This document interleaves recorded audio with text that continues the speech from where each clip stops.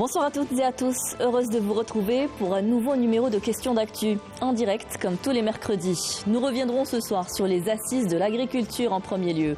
Rendez-vous majeur du monde agricole et agroalimentaire, ces assises présidées par le chef de l'État ont réuni plus de 400 participants représentant les différentes branches du secteur, et ce en présence de hauts responsables de l'État et des membres du gouvernement. Elles ont pour objectif de faire un état des lieux du secteur agricole et de définir les défis à relever, surtout quand on connaît le contexte international qui risque de mettre sous pression la disponibilité de certaines denrées alimentaires.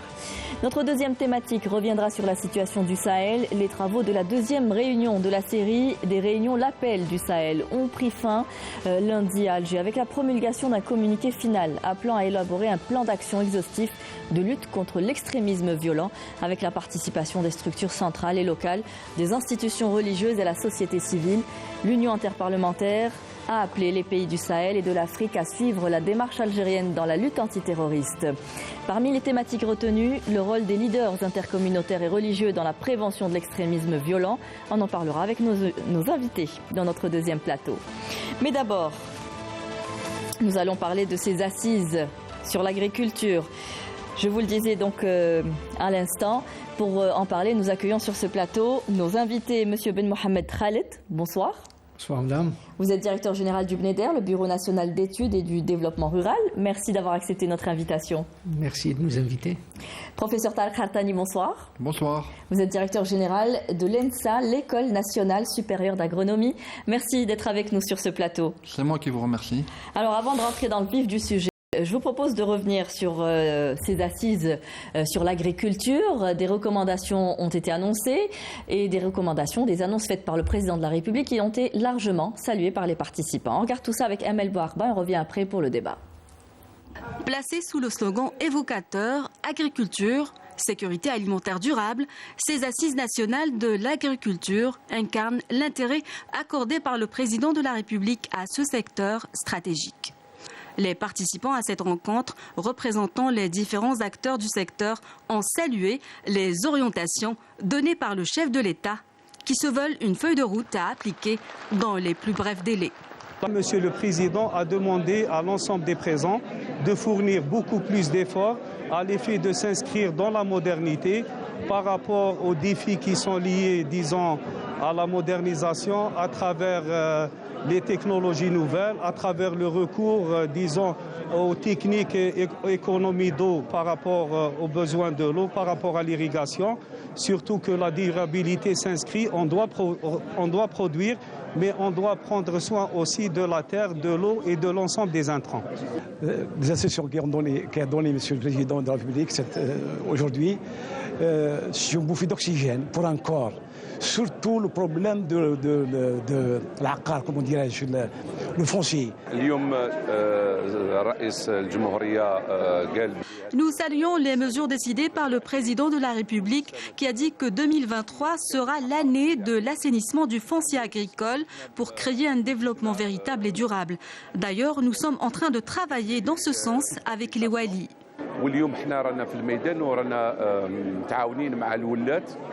L'agriculture représente aujourd'hui 14,7% du PIB. L'objectif est d'atteindre les 30%. Un objectif tout à fait réalisable compte tenu des potentialités énormes que recèle l'Algérie. Parmi les priorités du président de la République, le barrage vert. Donc on a planifié un plan d'action à l'horizon 2030 et là on vient d'obtenir une première tranche financière de 10 milliards de dinars pour mettre en œuvre la première tranche du barrage vert pour la période 2023-2027. On va passer d'un ouvrage forestier à un programme de développement local.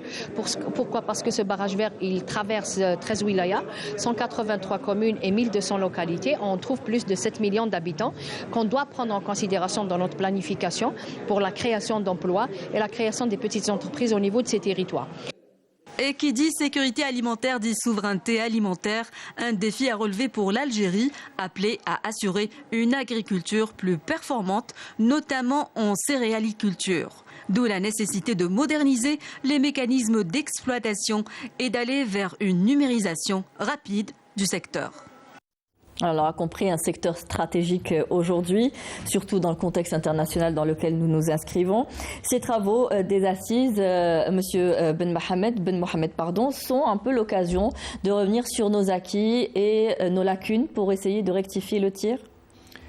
En fait, les assises représentent des rendez-vous cycliques qui viennent par le fait du regroupement de l'ensemble des acteurs faire une halte sur l'ensemble des réalisations et l'ensemble de la mise en œuvre du programme qui aura été tracé par les pouvoirs publics en termes de développement agricole et rural. Et donc, on se voit de façon périodique, la dernière fois c'était en 2018, pour évaluer la mise en œuvre des programmes et recentrer, lorsque cela est nécessaire, les différents dispositifs, que ce soit d'accompagnement, de financement ou d'organisation mis en œuvre et établis par le secteur pour encadrer l'activité de production. Et ma foi, les résultats qui ont été annoncés hier, 14% du PIB, un peu plus de 14% du PIB, l'équivalent de 33 milliards de dollars de production agricole, c'est quand même un progrès assez substantiel par rapport à ce qui se faisait il y a quelques années. Mais peut mieux faire. Nous ne sommes pas encore arrivés. Peut mieux faire, surtout dans un contexte qui est extrêmement contraignant, aussi bien pour ce qui concerne les conditions climatiques, changement climatique, la sécheresse, le prolongement des périodes de sécheresse, et également les turpitudes du marché extérieur et les influences des conflits, on va dire, continentaux, voire internationaux, qui impactent forcément les chaînes d'approvisionnement et qui nécessite une capacité de production locale pour préserver l'Algérie de toutes les inflexions insouhaitables. Alors on sait qu'il y a des facteurs exogènes qui influent aujourd'hui sur tout cela, vous venez de l'expliquer. Est-ce qu'il n'y a pas aussi des facteurs internes à chez nous, une réorganisation comme vous le disiez, une modernisation du secteur? On voit qu'il y a une volonté aujourd'hui de faire de ce secteur une pierre angulaire. On doit y aller, on n'a pas le choix aujourd'hui pour assurer notre sécurité alimentaire. Vous le disiez, 14,7% du PIB, il y a une amélioration, on peut mieux faire. Où se situent les failles aujourd'hui? Est-ce qu'on les connaît, on les a définies? Pourquoi est-ce qu'on n'arrive pas à produire plus? En fait, l'Algérie est un grand pays qui a beaucoup d'atouts entre ses mains, des potentialités naturelles et humaines et intellectuelles et même financières. En fait, ce qui ressort de ces assises, c'est que à chaque rendez-vous, donc on peut se fixer de nouveaux objectifs, des perspectives de développement suivant des filières, suivant le contexte et l'environnement extérieur et intérieur. En Algérie, en fait, beaucoup de filières ont fait d'énormes progrès. On n'importe plus pas mal de produits maraîchers, par exemple, et puis effectivement, il y a des tensions sur quelques produits également. Vous pouvez les citer comme... Oui, les viandes rouges, le lait, les céréales. Voilà. Et ces filières-là, en fait, connaissent des difficultés structurelles, c'est-à-dire qu'ils ne peuvent pas être traités par un tour de magie. Il y a un travail à faire, il y a des analyses à effectuer, il y a, à mon avis, de la réflexion et de prospective. Ensuite, des réorganisations de filières, et puis il faut absolument, à mon sens, injecter des produits de la recherche dans le développement pour pouvoir s'adapter au contexte actuel. Oui, on va voir ce que la recherche scientifique peut apporter aujourd'hui. Ça a été dit de toute façon, même pendant les assises, il faut moderniser le secteur. Est-ce que cette faible productivité est justement due à ce manque de mécanisation, de machinerie dans le secteur agricole et de modernisation ? D'abord, l'Algérie n'est pas un bloc monolithique de sols de très bonne qualité.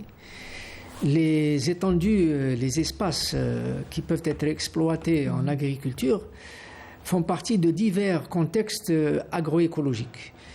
Tantôt, nous avons des terres, notamment les terres au niveau de la frange côtière, qui sont de très bonne qualité.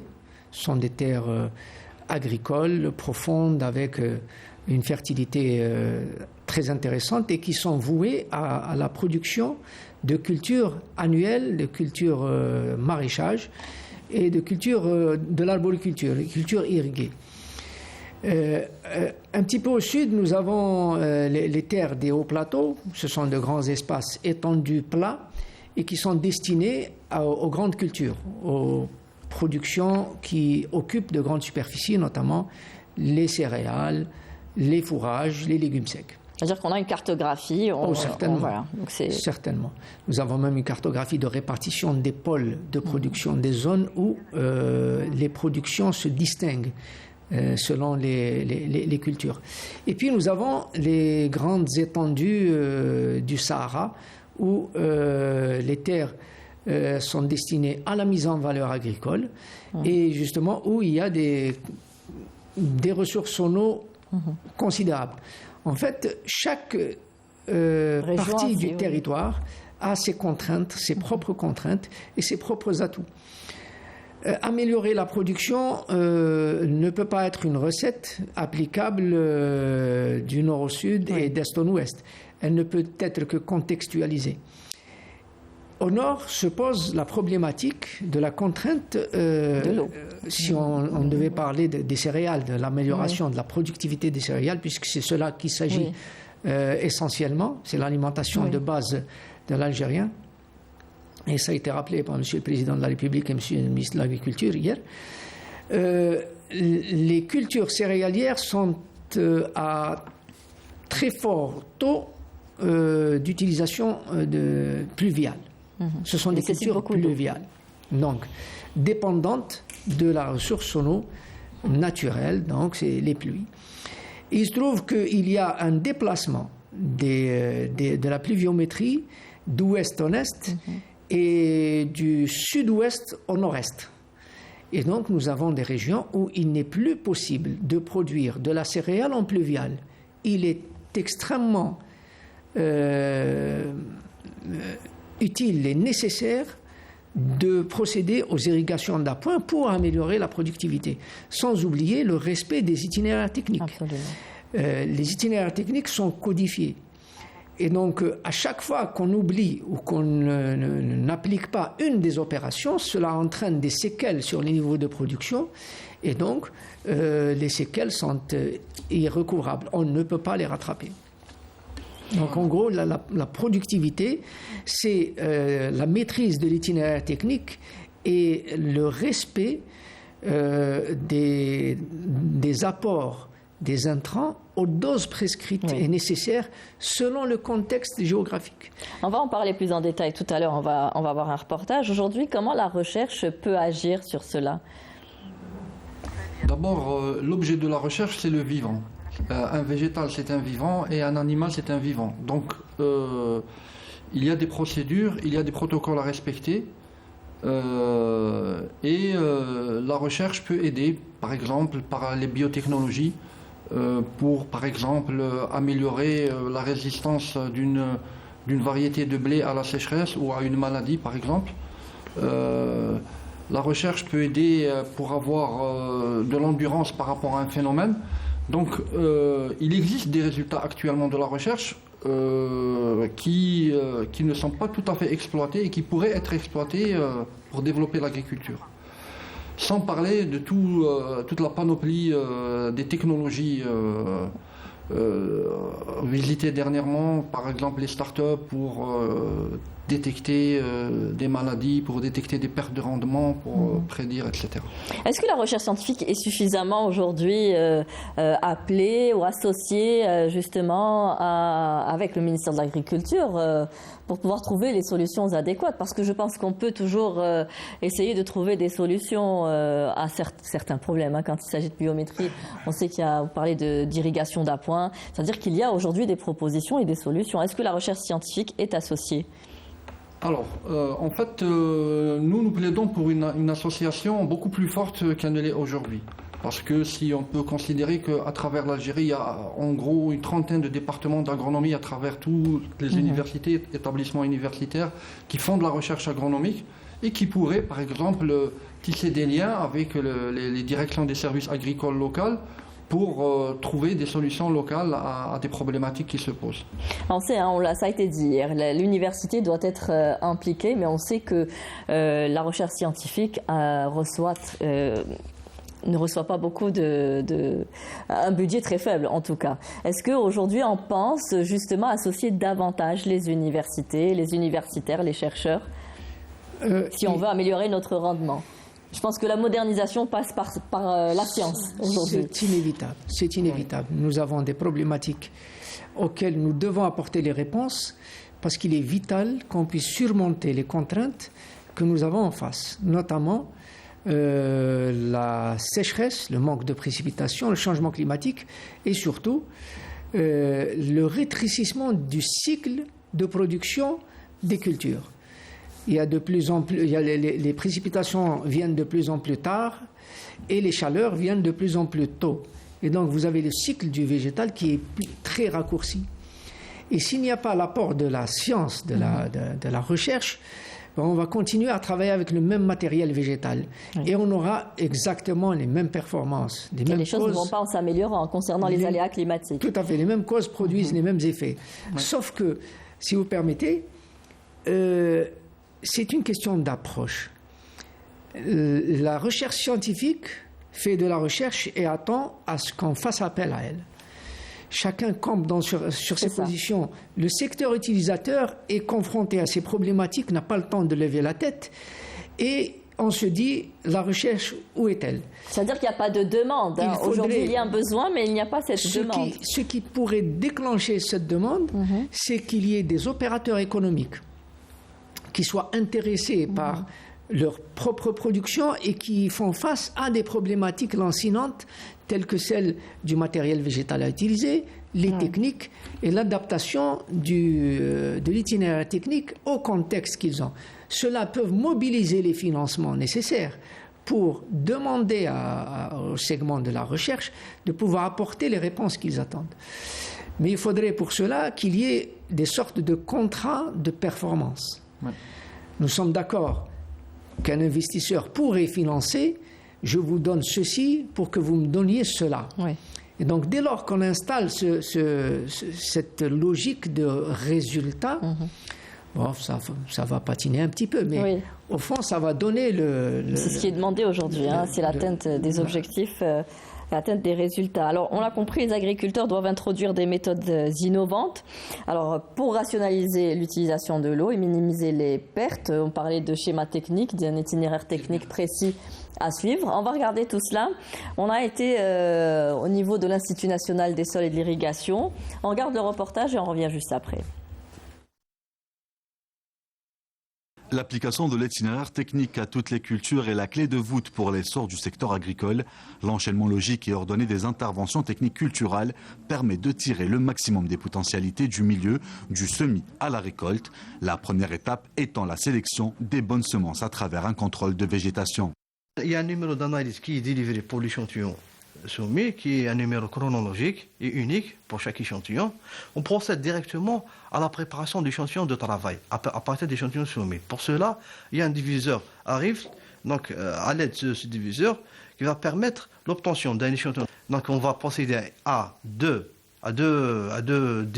homogénéisations et une division, jusqu'à l'obtention d'échantillons de travail. Une fois certifiées, les semences de bonne valeur agronomique sont mises à la disposition des agriculteurs. Mais pour la réussite de l'itinéraire technique, le sol doit être bien préparé. Pour en savoir plus, nous sommes à Ouatsemar, dans l'une des 9 fermes des stations de plateforme de l'Institut technique des grandes cultures. La graine a besoin d'un bon lit de semences, d'une bonne préparation du lit de semences. On doit attendre les premières pluies d'automne. On sème dans les délais bien précis, d'accord. Une fois la graine est germée, elle a besoin d'un engraissement. Donc, on doit faire l'apport d'azote. C'est lui qui favorise le bon talage. Donc, une fois nous avons un bon talage, donc nous avons plusieurs tales, plusieurs épis, plusieurs graines. Donc, c'est ce qui nous donne un bon rendement. Le respect de l'itinéraire technique offre la possibilité d'augmenter le rendement, que ce soit pour les céréales ou une production végétale quelconque, alors que son non-respect engendre une perte de rendement. A contrario, justement, si l'agriculteur n'applique pas ce bon itinéraire technique, les chutes de rendement peuvent aller jusqu'à 50%. Donc aujourd'hui, on est entre 20 et 25 quintaux dans les plateformes de semences, mais ça peut descendre jusqu'à 10-15 quintaux dans les productions de grains. Et du coup, nous perdons beaucoup en production agricole. Nous pouvons justement, si on applique le bon itinéraire technique, atteindre l'objectif national des 80 à 100 millions de quintaux. Et pour optimiser justement le rendement, l'analyse du sol est indispensable.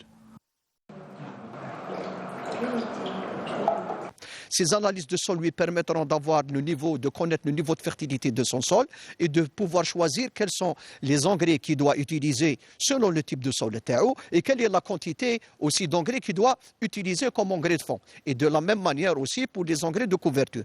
L'itinéraire technique doit être adapté selon les territoires. On ne peut pas faire un itinéraire classique de l'Est, on va l'adapter à l'Ouest. Les sols sont complètement différents, la texture est différente et le niveau de fertilité est complètement différent.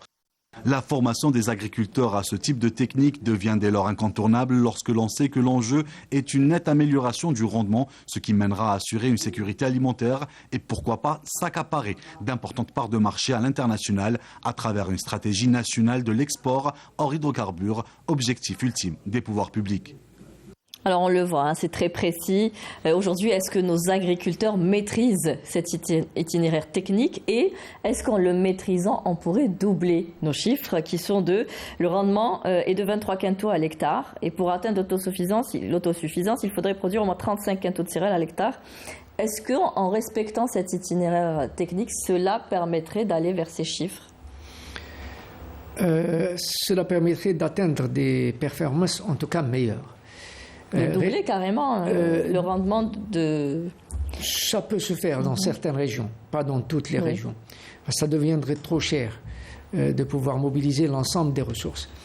Alors, c'est important de signaler, c'est que l'itinéraire technique est codifié, comme nous l'avons dit, et que les quantités d'intrants sont fixées très précisément en termes de dose à l'hectare et en termes de période d'apport. Il y a des cycles clés, si on devait rester dans le domaine de la céréaliculture, pour laquelle le rendement moyen est estimé à 23 quintaux. Il est à signaler que ça fait près d'une vingtaine d'années que nous ne sommes pas descendu en deçà des 14 quintaux, ce qui est une prouesse parce que la culture de la céréale était très corrélée avec les précipitations. Et on a remarqué ces dernières années qu'il y a une décorrélation. Ça veut dire quoi ? Ça veut dire que nos exploitants, nos agriculteurs, nos céréaliculteurs commencent à avoir une meilleure maîtrise de l'itinéraire technique et ne sont plus aussi vulnérables vis-à-vis de la variabilité climatique, ce qui est une bonne chose. Mais on peut faire mieux. Et certainement, on pourrait faire mieux avec moins de ressources, en optimisant la ressource. Oui. Il est évident qu'au niveau des grandes exploitations du Sud, il y a une mauvaise exploitation et une mauvaise valorisation du mètre cube d'eau d'irrigation. Ça a été rappelé par M. le Président hier. Conduire une céréale sous irrigation intégrale, non pas complémentaire mais totale, et ne pas réaliser des performances au-delà des 50 à 60 quintaux, ce n'est plus rentable.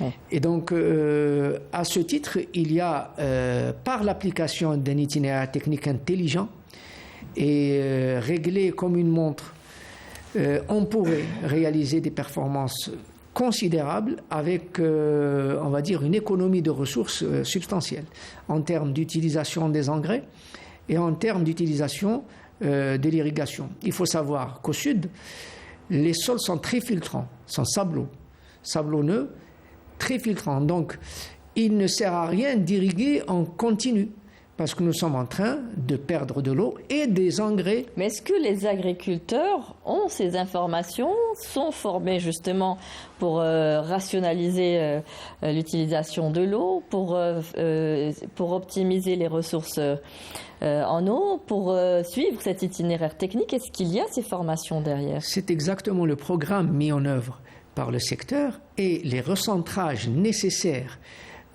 prônés par les recommandations énumérées hier, qu'il va falloir se déployer encore plus pour encadrer un maximum d'exploitants à l'effet de leur permettre une meilleure prise en main de l'itinéraire technique. Il se trouve que l'agriculteur est pratiquement seul à combattre les aléas climatiques. L'activité agricole est une activité civile et non pas commerciale, parce qu'elle se produit dans un environnement non contrôlé, soumis aux aléas climatiques.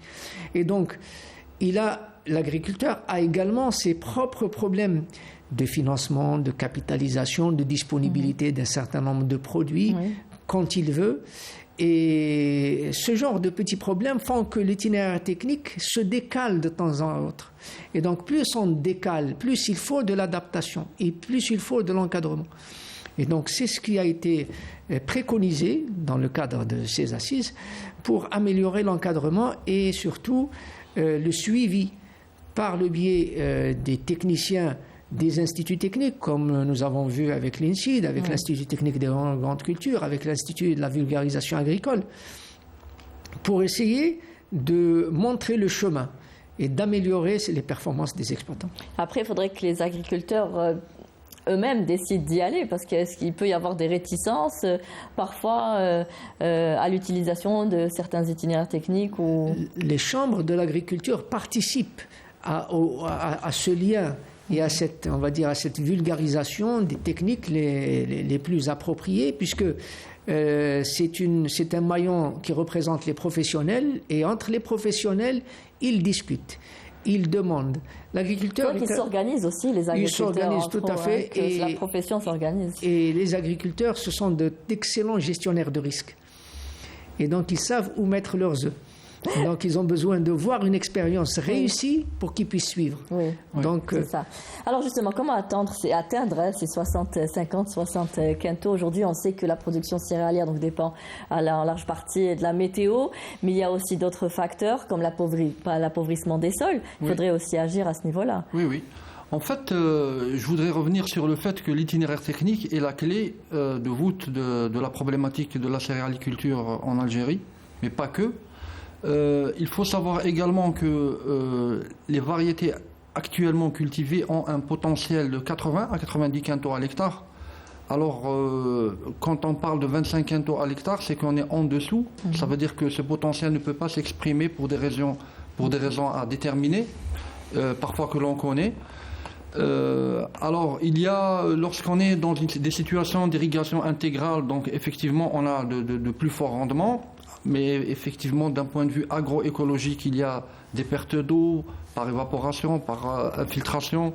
On a des excès d'engrais, parfois du défaut d'engrais. Donc, en fait, l'itinéraire technique, ce n'est pas une science exacte finalement. Oui. Et cela permet quand même d'améliorer le rendement. Oui, tout à fait.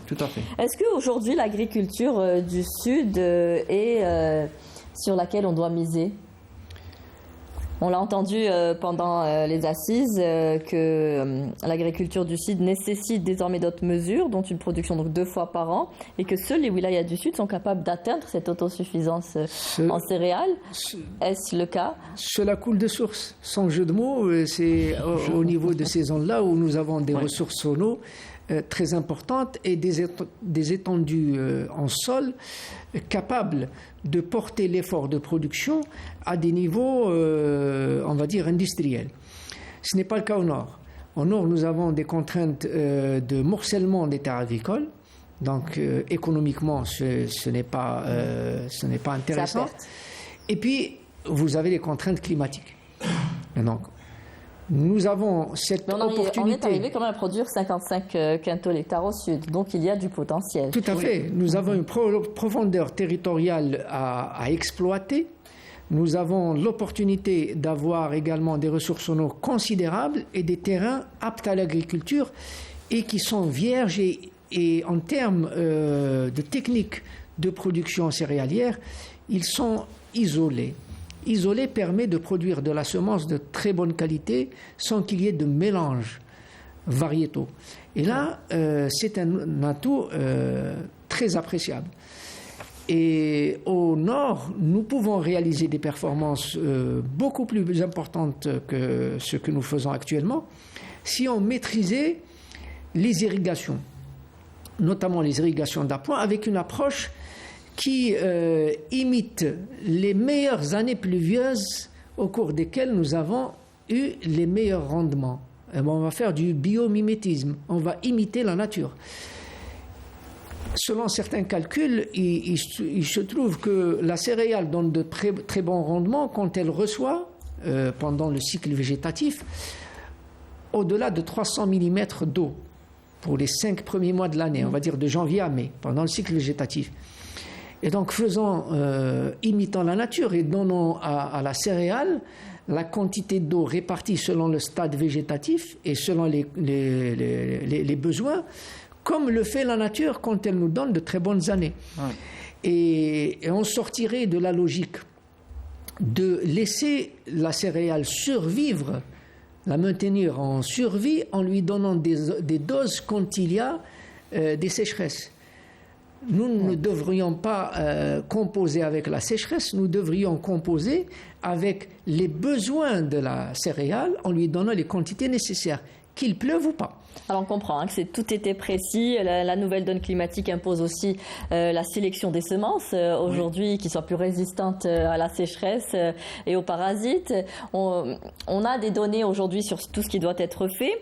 Est-ce qu'on a les vraies données ou pas? En tout cas, ça a été pointé du doigt par le chef de l'État. Aujourd'hui, nous avons besoin d'un accès à l'information fiable pour pouvoir ajuster les politiques publiques. Aujourd'hui, c'est nécessaire. C'est clair. Si nous n'avons pas des données fiables, nous ne pouvons pas avancer.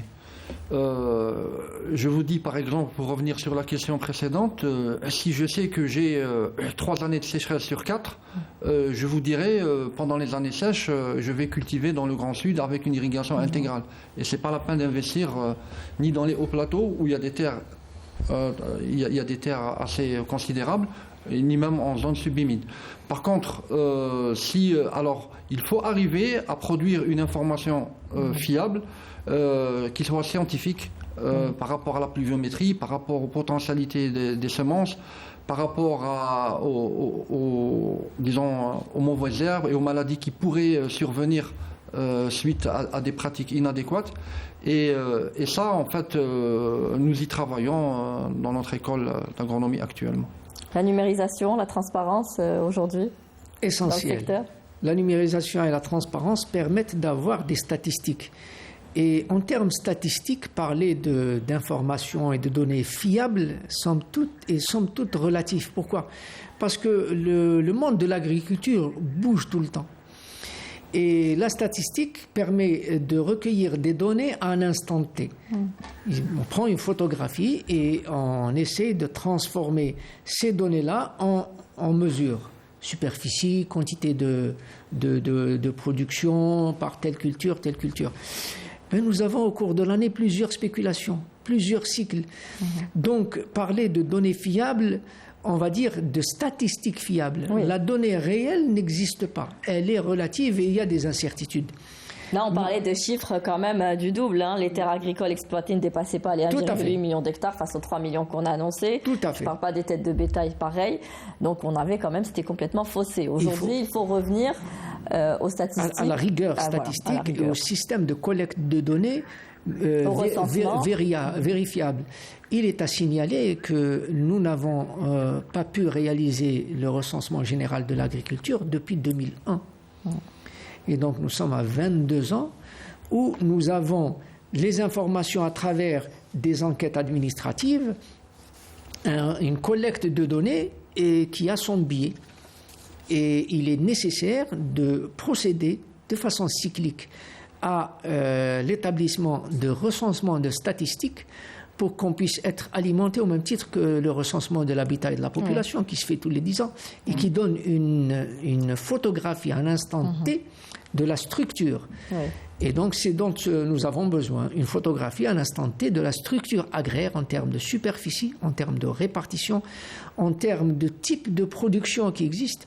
Nous avons vu l'installation de nouveaux types de production dont on ne soupçonnait même pas l'existence.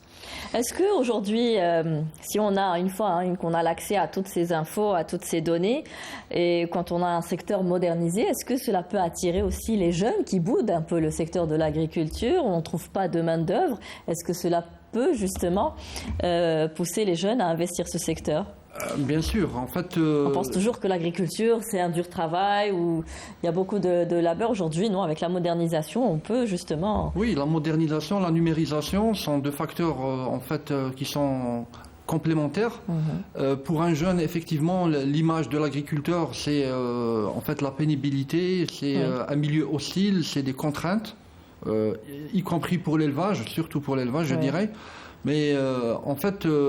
Aujourd'hui, si on regarde un peu à travers différents pays dans le monde, l'introduction de moyens modernes, par exemple des machines agricoles qui facilitent le semis, qui facilitent la fertilisation, ça réduit beaucoup la main-d'œuvre et c'est plus performant.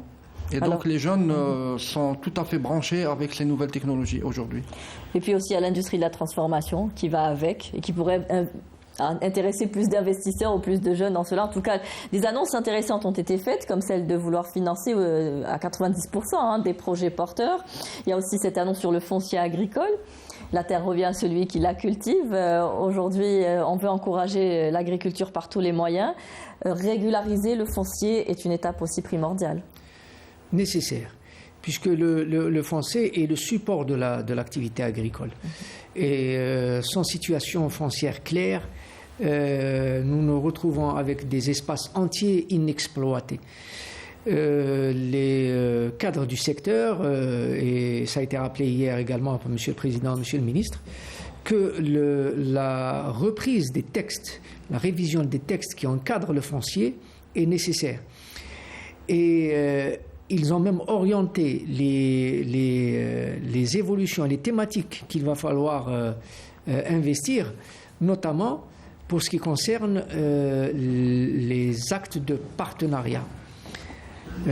Monsieur le Président, hier, il a précisé que la terre reviendrait à celui qui investit et qui travaille la terre et non pas à celui qui détient par une sorte de situation de rente un document qui en fait le dépositaire de cette terre agricole et qui ne fait aucun effort. Ça, c'est une ouverture et une orientation extrêmement intéressante, extrêmement utile.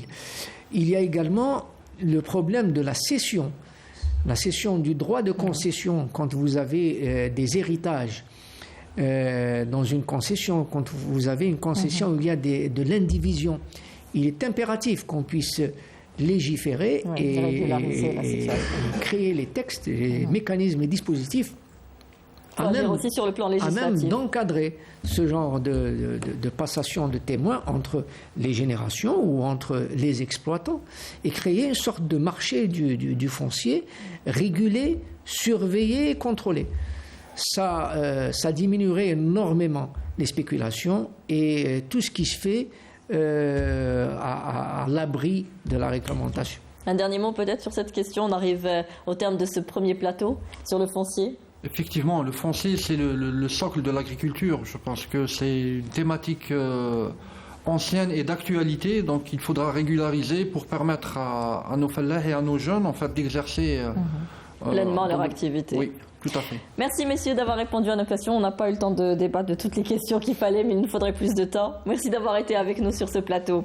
Nous allons passer tout de suite à notre deuxième thématique, l'appel du Sahel, les travaux de la deuxième réunion de la série des réunions de l'appel du Sahel ont pris fin donc lundi à Alger avec la promulgation d'un communiqué final appelant à élaborer un plan d'action exhaustif de lutte contre l'extrémisme violent avec la participation des structures centrales et locales, des institutions religieuses, des médias et de la société civile.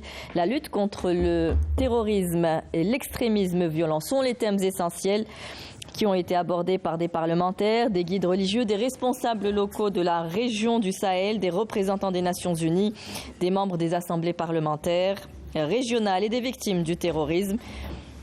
Cette réunion, je vous le rappelle, intervient dans un contexte où la région du Sahel connaît toujours une montée sans précédent de la violence terroriste et l'extrémisme radical, ce qui met en danger plusieurs pays voisins. Il faut rappeler que l'appel du Sahel repose sur un plan d'action qui prévoit une série de 5 réunions portant sur l'environnement, les populations locales, la sécurité, l'éducation et le développement. Et on revient sur le plateau avec nos invités pour parler de cette thématique. On reçoit Kamel Mansari, bonsoir. Vous êtes consultant de Canal Algérie sur les questions internationales et directeur de publication du journal Le Jeune Indépendant. Merci d'avoir accepté notre invitation. Nous avons aussi le plaisir de recevoir M. Kamel Chikat. Bonsoir. Bonsoir. Vous êtes théologien et membre fondateur de la Ligue des Ulama du Sahel.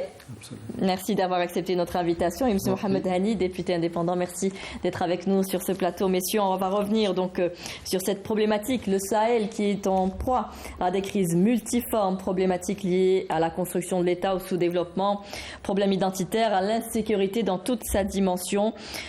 Aujourd'hui, on est sorti avec plusieurs recommandations. Le communiqué final a notamment érigé l'approche ou la démarche algérienne comme un modèle. Mais on va d'abord parler des thématiques aujourd'hui qui ont été choisies par l'Union interparlementaire avec vous, Kamel Mansari. On parle du rôle aujourd'hui des communautés, on parle du rôle des théologiens aujourd'hui. Il est important aujourd'hui de se rapprocher des besoins des communautés pour essayer de régler la situation, la crise au Sahel. Parce que la question du terrorisme, de la lutte contre le terrorisme n'est pas tributaire ou restreinte aux mesures de ce qu'on appelle le tout sécuritaire. Donc il y a une démarche en parallèle qui doit être faite, soit une démarche de développement, de lutte contre la pauvreté, et en même temps des méthodes politiques qui doivent accompagner toute volonté ou velléité de régler les problèmes sécuritaires par les moyens pacifiques aussi. Donc il y a toute une panoplie de solutions qui sont apportées. Aujourd'hui, on a vu pendant 2 jours comment les participants à l'Union interparlementaire ont évoqué le fait qu'il faille aussi aller vers une démarche au-delà du dialogue, au-delà du militarisme et de l'usage de la force. Il faut aller vers le dialogue. Il y a eu ce qu'on appelle un prototype qui a été adopté ou bien examiné, qui est l'expérience algérienne, dans ce sens, comment faire en sorte à ce que on essaye d'examiner et de régler la question sécuritaire par des moyens politiques, économiques, religieux, parce qu'il ne faut pas oublier la part de la religion.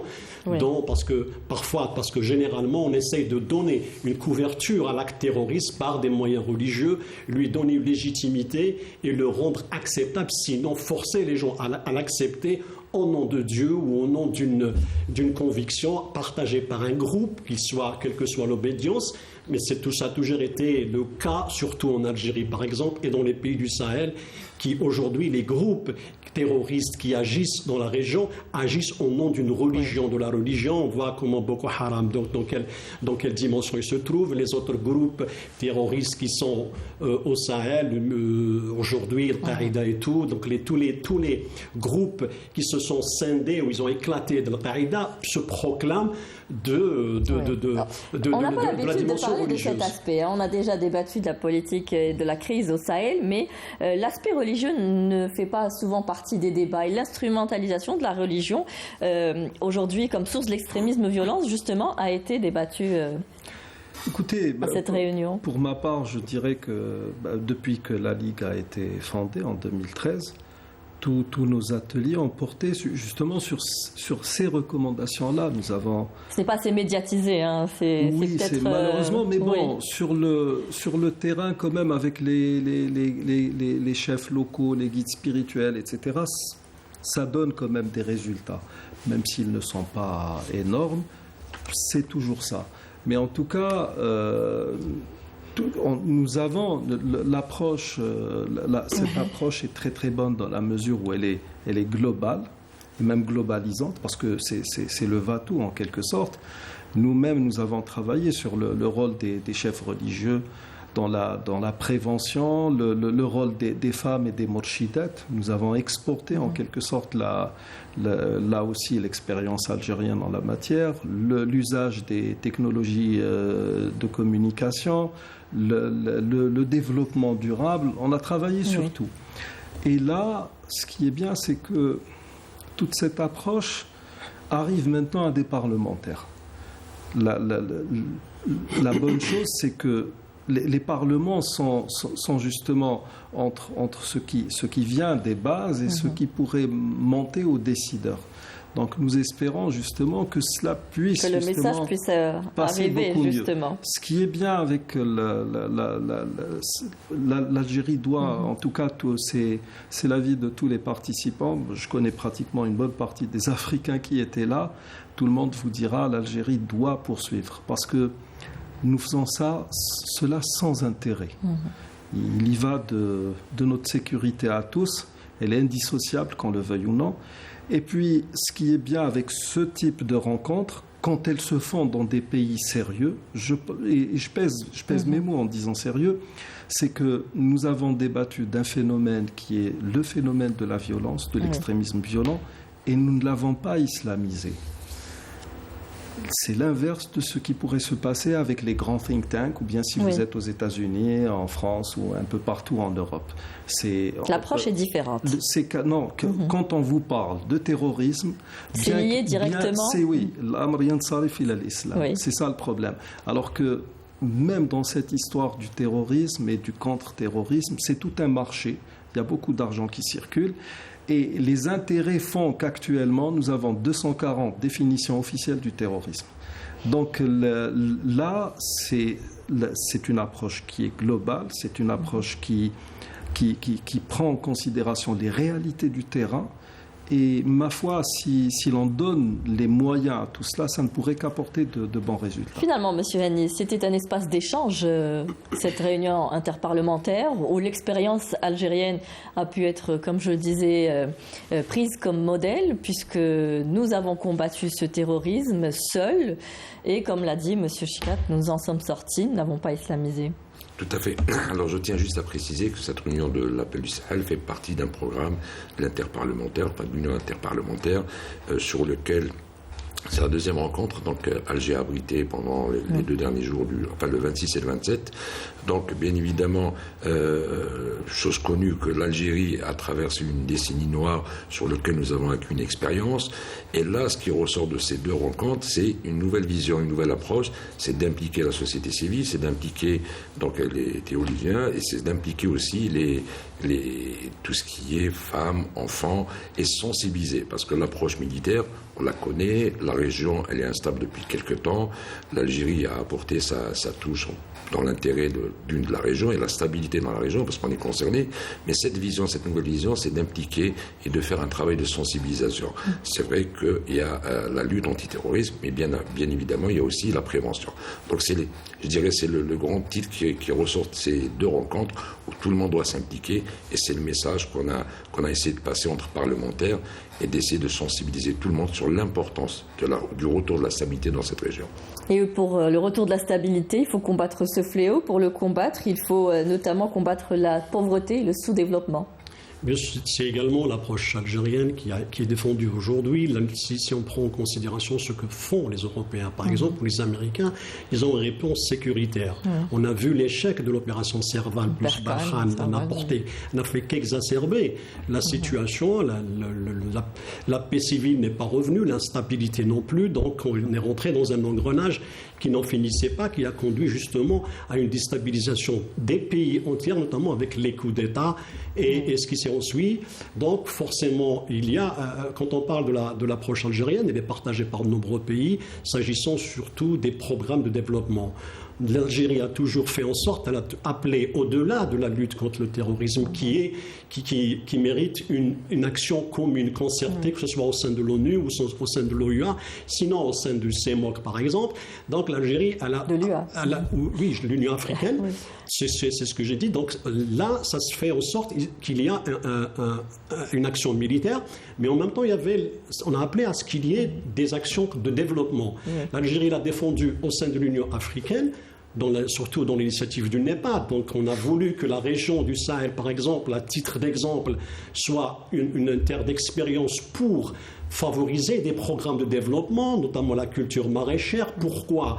Ou bien d'autres projets de développement. Pourquoi? Pour d'abord stabiliser la région en matière d'exode, favoriser le développement pour qu'il n'y ait pas de trafic d'humains ou de trafic de la contrebande et tout, et pour qu'il n'y ait pas des endroits ou des populations vulnérables qui sont acquises ou qui peuvent par pauvreté deviennent acquises aux thèses terroristes ou bien aux groupes armés qui les financent parce qu'ils ont l'argent.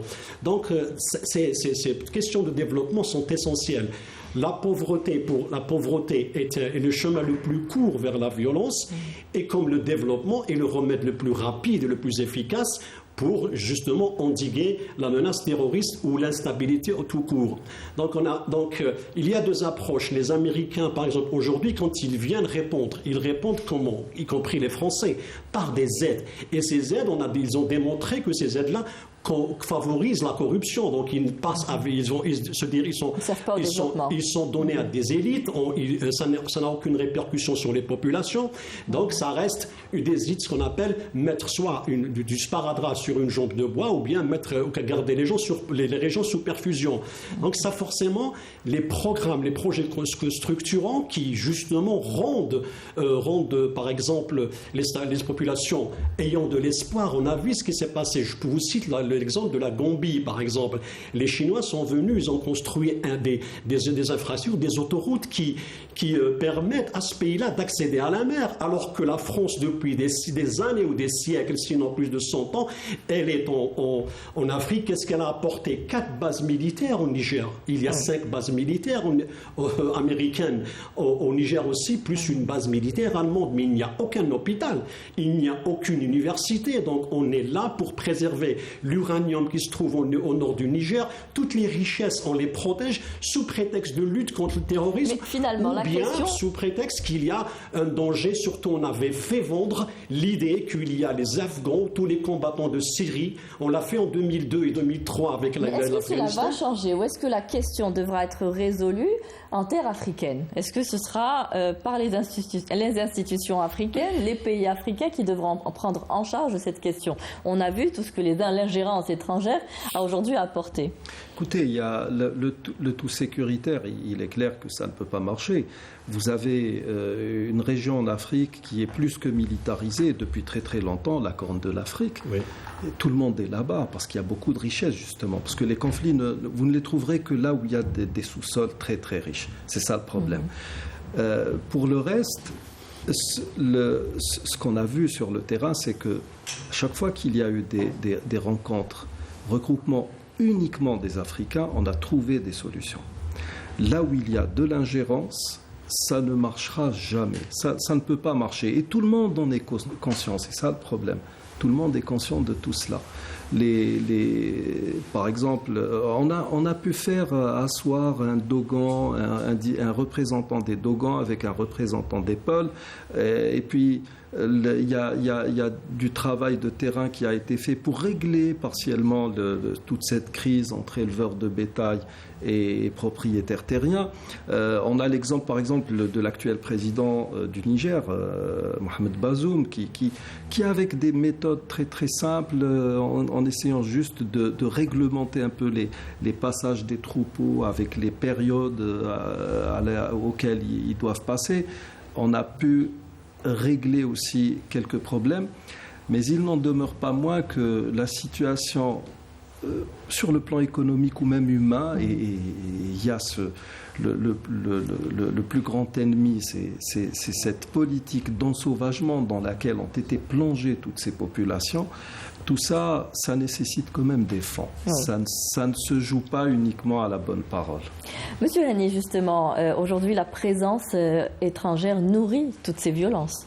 Bien évidemment, il n'y a qu'à voir les réactions des populations africaines d'une manière générale, ceux de la région du Sahel. Aujourd'hui, il y a un rejet, on va parler spécialement des Français, il y a un rejet de la présence, enfin, on refuse la présence française, tout simplement parce qu'ils n'ont pas apporté ni développement, ni accompagnement aux populations. Bien évidemment, ils ont protégé leurs intérêts. Aujourd'hui, il y a une prise de conscience de ces populations-là, et ce qu'ils espèrent aujourd'hui, c'est ce que fait l'Algérie d'ailleurs, c'est d'accompagner ces populations pour un minimum, c'est des besoins vraiment minimaux, et de développer, de leur apporter un soutien sur le terrain. Aujourd'hui, c'est clair, il y a une réaction anti-présence étrangère. L'Algérie a toujours prôné la non-ingérence. On voit qu'il y a un mouvement au sein de l'Afrique en général, et je pense que c'est la meilleure solution. On est là pour les accompagner, on doit accompagner ces populations-là, et la meilleure réponse pour combattre et pour lutter contre le terrorisme, c'est d'accompagner ces gens-là avec des projets de développement, ce que l'Algérie fait depuis quelques années. Alors, vous parliez tout à l'heure de pauvreté, on en parlait. Alors, c'est un peu le terrorisme trouve un peu son terreau dans ces zones vulnérables. C'est là où les jeunes se radicalisent, et c'est un peu votre mission aujourd'hui de lutter contre cette radicalisation. Par quelle approche vous comptez le faire ? Vous savez, alors comme je le disais tout à l'heure, nous avons travaillé pratiquement sur tous les volets que vous allez retrouver dans les recommandations. Nous avons terminé ensuite, la dernière chose que nous ayons faite pendant la période déjà de Corona, c'est de produire un guide didactique de prévention contre le radicalisme religieux. Nous ne parlons pas de combat contre le terrorisme, nous parlons de traitement de la radicalisation et de l'extrémisme violent. Parce que nous devons accorder à chacun d'avoir même des avis tranchés, radicaux à la limite. Il ne faut pas passer à la violence. Il ne faut pas passer à la violence, c'est tout ce que nous demandons aux gens. Et donc, là, il y a le rôle, par exemple, de la Ligue, le rôle initial. C'est de travailler sur, on va dire, un contre-discours qui soit... on va aller vers la reconstruction des gens, parce que la majorité, c'est des victimes. Hein. Mais ça ne suffira pas. Ça ne suffira pas parce que, comme le disait si bien le prophète, sallallahu alayhi wa sallam, kad al-faqru an yakuna kufra. La pauvreté a failli incarner la mécréance. Donc c'est, vous savez, très très facile.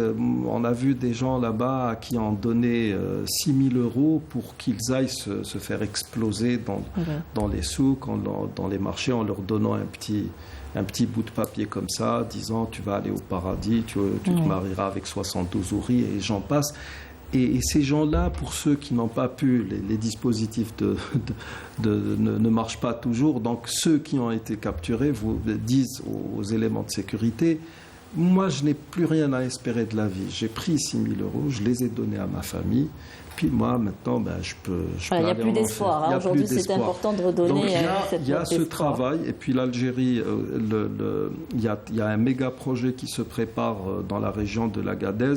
C'est Inch'Allah, il va y avoir un grand centre, un grand institut théologique de formation d'imams, etc. Et qui sera accompagné d'une terre waqf pour l'agriculture, pour essayer de former des petites sociétés, des petites PME ou quelque chose comme ça. En tout cas, nous sommes dans cette logique d'approche globale qui va essayer de régler tout cela. Et puis, avec l'Algérie, par exemple, quand on parle de l'expérience algérienne ou même du paradigme algérien en la matière, nous, par exemple, quand nous formons des imams, nous savons très bien que la majorité de ces pays-là, dans ces pays, les imams ne sont pas dans la fonction publique. Ce n'est pas le cas de l'Algérie, de la Mauritanie ou de la Tunisie.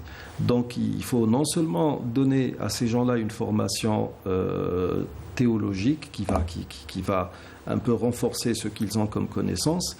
Pas tous ne vont pas devenir des docteurs ou des gens qui vont aller vers la postgraduation. En tout cas, revenir au vrai concept de l'islam. Oui, c'est-à-dire une bonne formation de base et faire en sorte que cet homme ou cette femme qui a été initiée aux sciences religieuses devienne un bon ou une bonne citoyenne. une fois sur place, mais avec une formation aussi dans un domaine donné qui permettrait à ces gens-là de gagner dignement leur vie. Donc il y a vraiment pas mal de bonnes choses comme ça en préparation. Qui nécessiterait beaucoup de fonds et d'aide derrière l'agence de développement, l'agence internationale de développement, elle est là quand même. Je crois qu'elle va mettre des fonds là-dedans. On ne peut qu'espérer que les choses s'accélèrent pour que cela se fasse. Mais, Inch'Allah, on est optimiste. On verra comment les parlementaires vont essayer de faire remonter cette information. Mais d'abord, Kamal Mensari, M. Chikat parlait de ces 6 000 euros qu'on donnait à un jeune. Il y a beaucoup d'argent qui circule dans la région du Sahel aussi. Bien évidemment.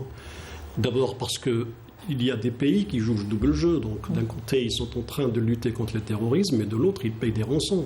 Parce qu'il y a des kidnappings. On a vu comment des pays comme l'Autriche, la France notamment, qui a payé 17 millions d'euros, selon l'ancienne ambassadrice des États-Unis, Anne Macaulay, qui est au Mali, à Bamako. Donc elle a révélé que les Français ont payé.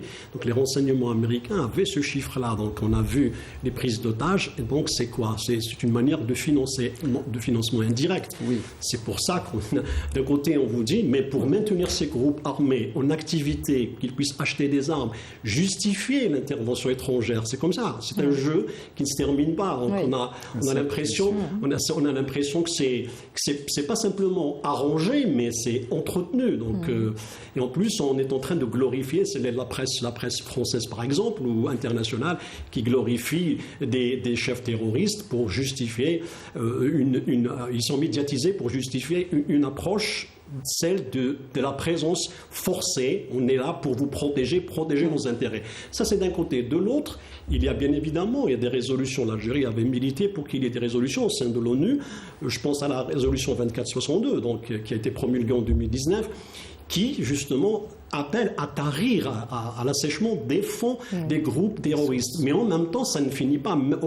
Ceux-là même qui adoptent cette résolution, le font. On a vu en 2020, lorsque 2020-2021, comment 200 terroristes ont été libérés du Mali, forcés, bien sûr, avant l'avènement de l'actuelle autorité, et on les retrouve en Algérie. De ces terroristes-là ont été capturés en Algérie. Donc c'est d'un côté, même si l'Algérie a dénoncé le fait que les Français, par exemple, payent des rançons, donc il y a le rôle des puissances est avéré et prouvé dans le maintien du terrorisme. On l'entretient pour justifier une présence. Donc si on chasse les étrangers, c'est vrai qu'il y a un ressentiment aujourd'hui africain. Pourquoi? À l'égard de la présence française. Parce qu'ils ont expérimenté, ils ont vu pendant des années que le terrorisme ne se termine pas, et il est actif dans les régions riches. Au nord du Burkina Faso, c'est une région aurifère, donc il y a des minerais, il y a beaucoup de richesses là-bas, y compris dans la région du Grand Lac du Niger et au Mali. Pourquoi ces régions-là particulièrement n'arrivent pas à se débarrasser du terrorisme? Parce qu'il est entretenu. Donc, si on arrive à séparer, à chasser les étrangers, c'est-à-dire c'est-à-dire surtout ceux qui sont là pour justifier la lutte au terrorisme. Et maintenant, voici, quand on voit il y a un ressentiment anti-français, quelle est la réponse française? Elle n'est pas de répondre à la réalité. Elle répond comme quoi il y a un autre pays, qui est la Russie, qui est en train de nourrir le ressentiment anti-français. Mais la Russie, elle n'est dans la région que depuis 2-3 ans. Qu'en est-il des années précédentes, avant Serval et avant même l'initiative Pan-Sahel des États-Unis en 2003 et l'initiative la deuxième Trans-Sahel en 2005. Donc il y a cette histoire de terrorisme, elle est présente. À chaque fois, on nous a dépeint la région comme un no man's land, et qu'il fallait y aller, qu'il fallait mettre le paquet dans cette région parce que c'est un no man's land qui échappe au contrôle des autorités, et qu'il y a des terroristes qui sont revenus d'Irak ou d'Afghanistan qui se sont installés. C'est normal, bien évidemment, quand on déstabilise des pays. Tout à l'heure, on a parlé de l'expérience algérienne. En Algérie, lorsqu'en 2011, dès qu'il a éclaté le conflit en Libye, on a fait quoi? On a demandé ce qu'il y ait un comité des sages de l'Union africaine qui se dirige en Libye pour régler le problème. Mais les Occidentaux ont refusé. Ils ont bombardé la Libye, ils l'ont démoli, et ça a créé quoi?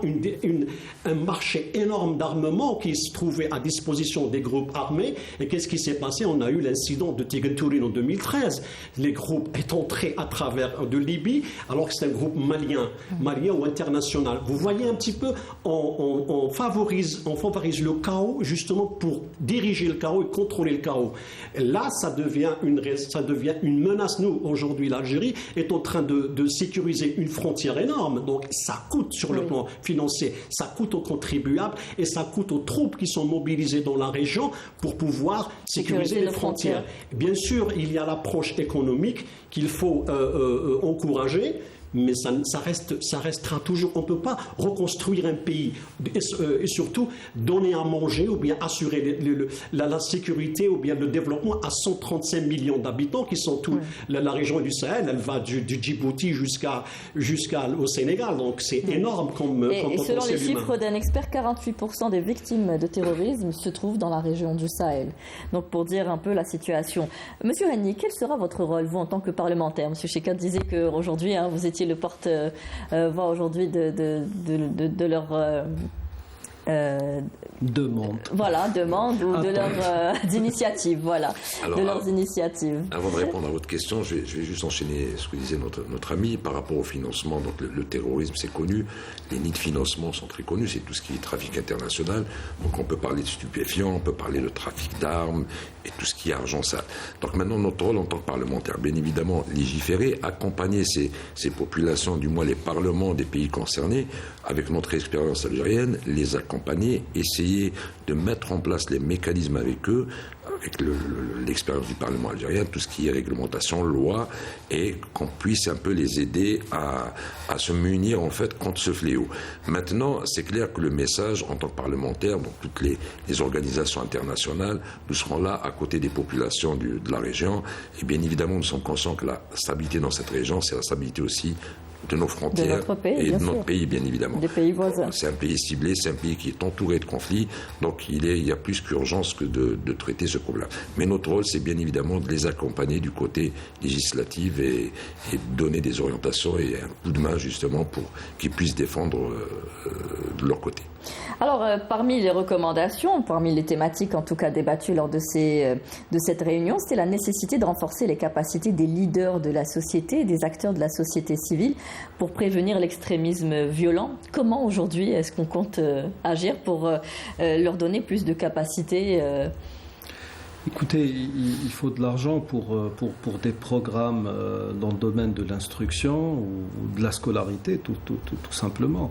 Ce qui est sûr, c'est que j'ai assisté il n'y a pas longtemps à une rencontre de la société civile, ici même en Algérie, et il y a l'université de Sétif, si je ne m'abuse, qui a créé un programme pour permettre aux Africains qui se trouvent ici illégalement, ceux qui ont franchi les frontières mais qui ne sont pas venus ici avec des bourses d'études, on leur permet, pour ceux qui avaient le niveau requis, d'accéder à des études universitaires et même de post-graduation, ce qui permettrait éventuellement de préparer ces élites pour un lendemain, Inch'Allah, qui serait meilleur que celui d'aujourd'hui.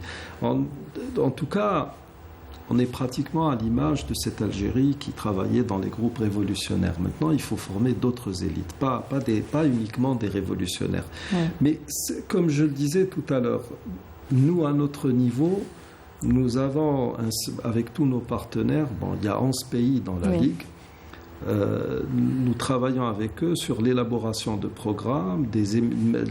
Très prochainement, il va y avoir une radio à qui on n'a pas encore donné d'appellation, qui va travailler, qui va émettre à partir de Tamanrasset pour des programmes religieux en multilingue.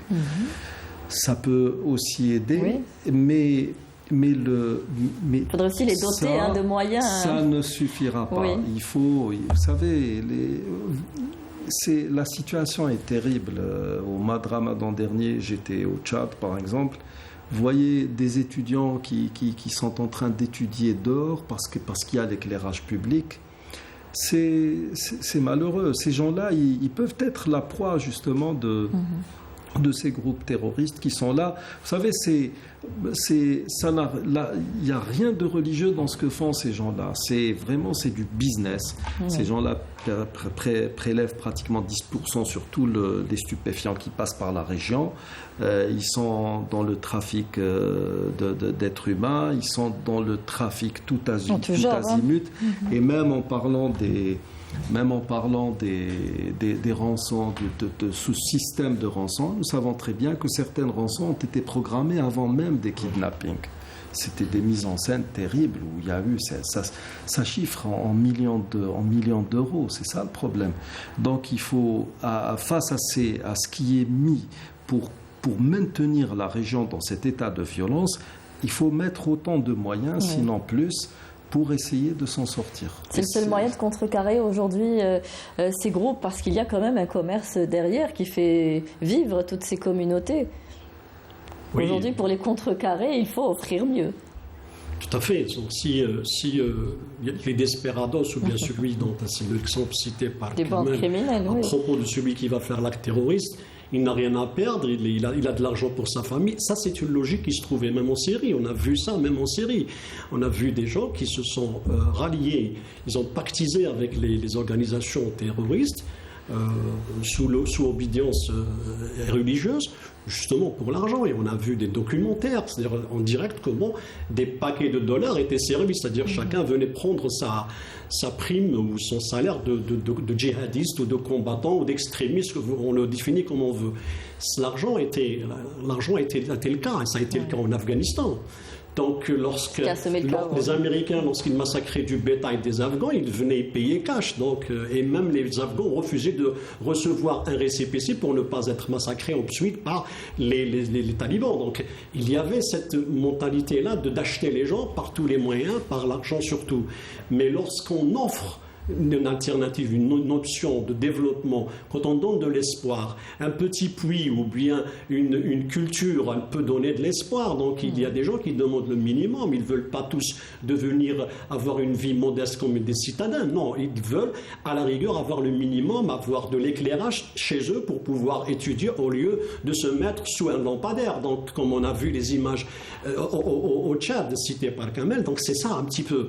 Donc il y a ce qu'on appelle le minimum syndical, certains ne l'ont pas, même pas de quoi boire. On a vu que des régions entières souffraient de la sécheresse, le bétail qui mourait, donc forcément les gens viennent, cherchent.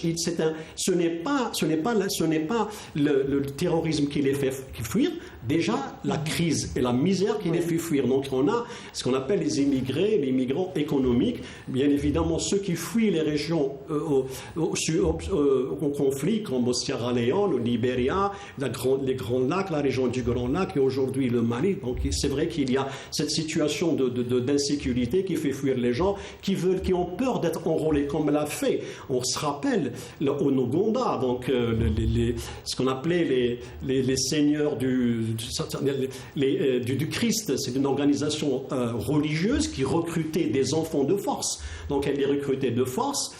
Forcément, donc ils se retrouvent en train d'être enrôlés dans un combat qui n'est pas le leur parce qu'ils ont été obligés. Il y a le facteur religion qui revient à chaque fois. Il n'est qu'un alibi.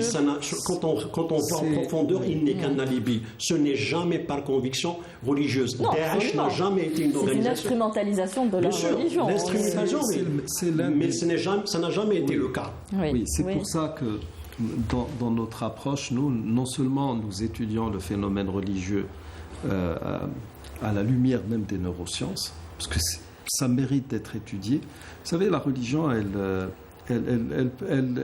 vous fait planer avec une aisance incroyable. Et donc, si vous êtes dans ce sentiment religieux, s'il est renforcé par un brainwashing, c'est bon. La personne en elle-même devient un cocktail explosif. Nous prenons en considération le phénomène religieux en tant que phénomène social. La violence et toutes les nouvelles productions sociales de la violence, je ne sais pas, nous avons passé une décennie que nous avons baptisée la décennie noire. Et bien cette décennie, même si elle est partie, elle nous a laissé un phénomène de violence transgénérationnelle. On ne s'en rend même pas compte. Mais quand vous êtes dans la rue, vous voyez les gens comment ils conduisent, avec des permis de chasse pratiquement, vous vous rendez compte que il y a quelque chose qui a changé. Donc c'est les mêmes principes, c'est les mêmes fonctionnements, sauf que dans cette histoire du terrorisme habillé d'un habit religieux, les mutations que nous voyons dans le phénomène lui-même suggèrent qu'il y a des laboratoires qui travaillent dessus. D'ailleurs, tous les groupes que nous connaissons dans le terrain, nous les appelons des groupes de laboratoire, parce que il y a un non-sens. C'est des gens qui n'ont absolument rien à voir avec la religion. C'est des gens qui s'adonnent à tous les vices que l'on pourrait connaître et que la religion désavoue de bout en bout, et qui sont là. Comme j'ai l'habitude de le dire, les chefs, les guides de ces groupes sont des gens qui serrent, excusez l'expression, qui serrent la main à Dieu et au diable en même temps. Ça marche comme ça. C'est du business, pas plus ni moins. Sauf que quand les politiques locales ont failli, par moments, ça a plongé des populations qui étaient dans le désarroi le plus total, qui étaient en perte d'espoir carrément, ça les a plongés dans les bras des groupes terroristes, comme on le voit avec le Massina, par exemple. Et certains de ces groupes maintenant s'érigent en protecteurs de ces populations. Ça devient donc la chose devient de plus en plus difficile. Mais ce qui est sûr, c'est que à l'heure actuelle, à l'heure où nous parlons, nous avons de nouveaux groupes en téléchargement. C'est avec de nouvelles visions, avec de nouvelles approches. Et c'est, je ne sais pas moi, Daesh... Le numérique a aidé justement, vous parliez de téléchargement. Oui, énormément. Oui. Non, mais il n'y a pas que ça, il y a de l'intelligence derrière. C'est pas des... Vous savez, moi quand j'étudie le phénomène Daesh, c'est une multinationale qui pesait lourd à un moment donné. C'était par centaines de milliards de dollars, qu'on le veuille ou non. C'était beaucoup... Les revenus du pétrole aussi. Incroyable. La Libye, par exemple. Quand on discute avec des spécialistes de la Libye, des Libyens qui sont dans le domaine sécuritaire, certains ont été obligés, parce qu'il y a de l'argent en Libye, certains ont été obligés, par exemple, se sont vus obligés d'envoyer leurs enfants et faire des petites études à l'étranger juste pour les éloigner de cette mouvance, de cette nébuleuse dite terroriste. Et l'un d'eux me disait... En moyenne, un petit jeune qui rallie le dernier des groupes, c'est $2000 par mois. Chose qu'un travailleur en Libye ne peut pas faire facilement.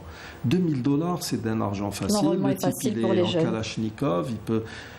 Quand vous savez que les armes les plus sophistiquées se vendaient à un moment donné, la vieille réserve de Kadhafi, ça se vendait à un Kalachnikov à 300 €. Il y a eu circulation des armes. Ça coûte moins cher qu'un smartphone. Donc c'est ça. C'est tout l'environnement qui poussait à aller vers l'extrémisme. Et ce sont tous ces aspects qu'il va falloir essayer de traiter et en même temps en simultané. Là, moi qui suis dans la Ligue des oulémas du Sahel, nous sommes là avec une expertise dans le domaine religieux. Il va falloir travailler dans une collégialité avec bien sûr, il y a l'aspect sécuritaire, il y a ceux qui sont spécialisés dans le développement le durable essentiellement, parce que il faut que tout soit fait en même temps. Alors, il y a aussi la responsabilité des États et des leaders religieux. J'allais en venir à cette question. Mais avant de vous poser cette question, je voulais donner la parole à M. Hani. Finalement, on est devant une crise multidimensionnelle et on l'a vu dans certains États, comme le disait M. Shekat, les politiques locales ont échoué. Donc finalement, votre travail au niveau parlementaire sera difficile aussi pour trouver des institutions fortes et avec qui vous pourrez dialoguer. Alors, juste pour reprendre un peu le point sur les besoins des populations, c'est vraiment comme disait notre ami, c'est des besoins vraiment primaires. Donc c'est nourriture, électricité, disponibilité de l'électricité, de l'eau potable. Donc c'est des choses qui peuvent se faire.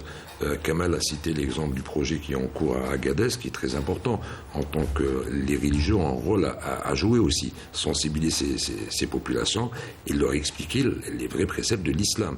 Parce qu'on a tendance à confondre, spécialement les Occidentaux, qui parlent tout de suite de terrorisme islamique ou de l'islam. On applique systématiquement l'islam, chose qui est fausse parce qu'ils n'ont rien à voir avec notre religion. D'autre part, quels sont les moyens ? Aujourd'hui, au niveau du Parlement, par exemple, nous avons L'année dernière, je présidais la commission des affaires étrangères. Nous avons tout fait pour installer des groupes d'amitié avec les pays du Sahel. Donc, c'est une première approche. J'ai eu des échanges de visites et par la même occasion, nous proposons des formations à nos collègues des autres parlements et par ricochet. Donc, eux aussi, ils ont leur message à passer à leur exécutif.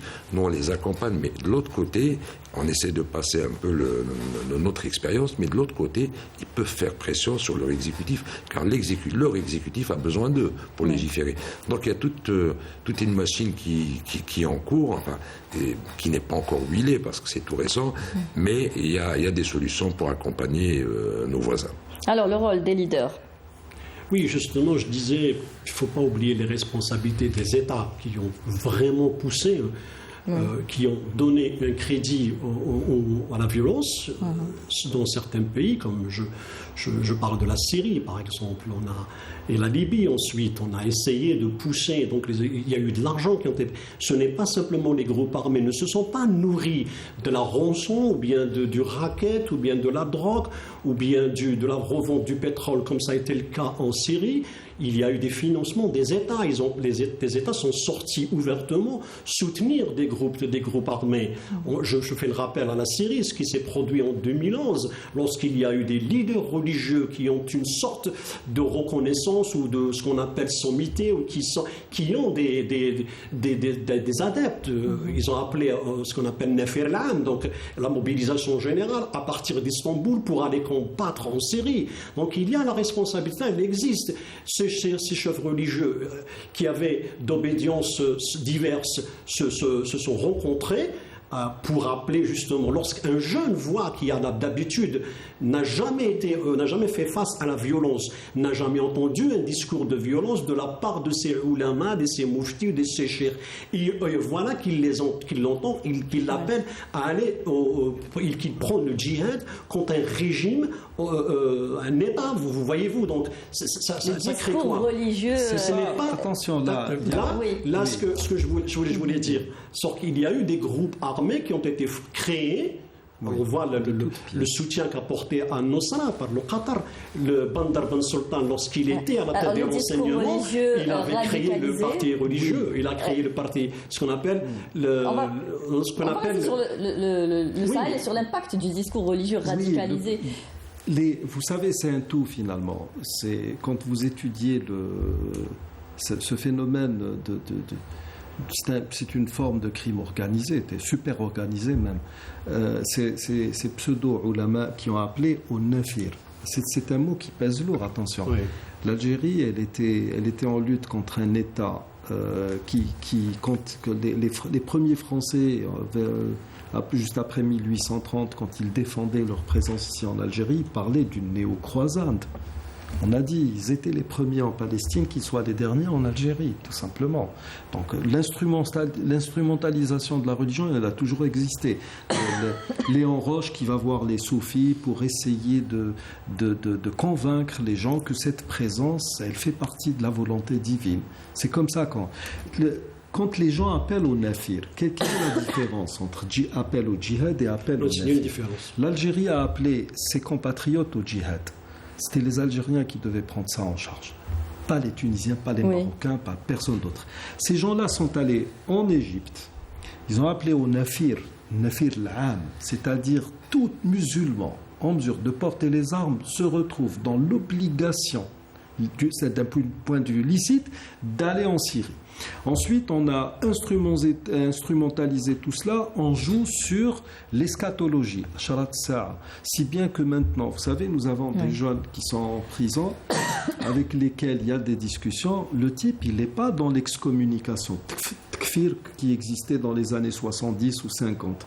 Il est le président de la commission scientifique de la Ligue a carrément inventé un concept.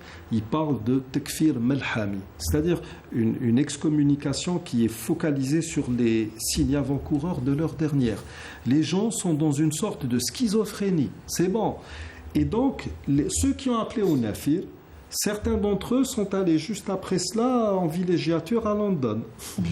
Et l'un d'eux a été bastonné dans un restaurant.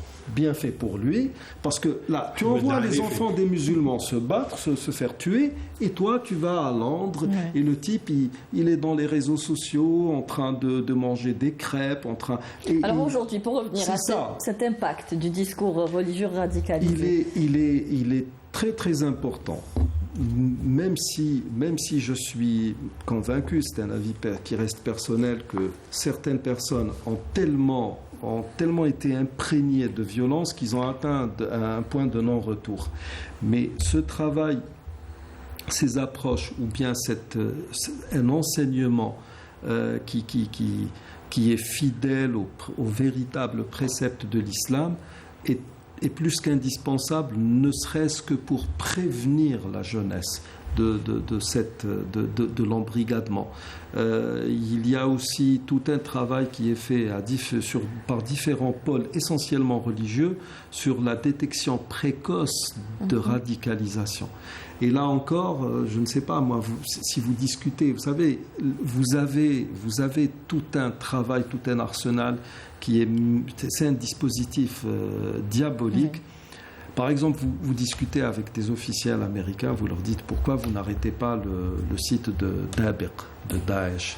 On vous dira on ne peut pas le faire en raison de la liberté d'expression. Alors, je ne sais pas, moi, une fois, je discutais avec quelqu'un, je lui ai dit, là, franchement, le peu d'intelligence que Dieu m'a donné, vous êtes en train de me le remettre en question.